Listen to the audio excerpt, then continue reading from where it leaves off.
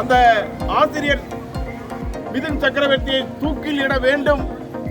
அந்த தூக்கிலிடும் வரை சட்ட போராட்டங்களை ஒட்டுமொத்த தமிழகமும் தமிழக அரசுக்கு சட்டத்துறைக்கும் ஒத்துழைப்பாக இருந்து போராட வேண்டும் என்று நாங்கள் எல்லாம் முடிவெடுத்திருக்கின்றோம்.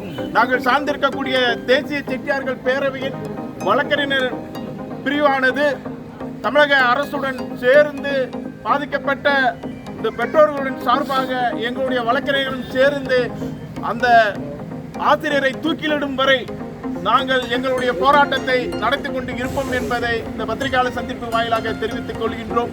அதே வேளையில் மாண்புமிகு தமிழக முதல்வர் அவர்கள் இந்த விஷயத்திலே தனி கவனம் எடுத்து சிறப்புடன் செயலாற்றி வருகின்றார்.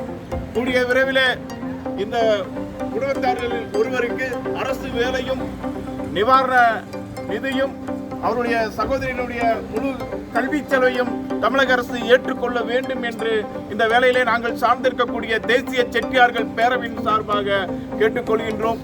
இனி இது போன்ற ஒரு சம்பவம் நடக்காமல் இருப்பதற்கு நாம் அனைவரும் ஒரு பாதுகாப்பு அரணாக இருக்க வேண்டும்.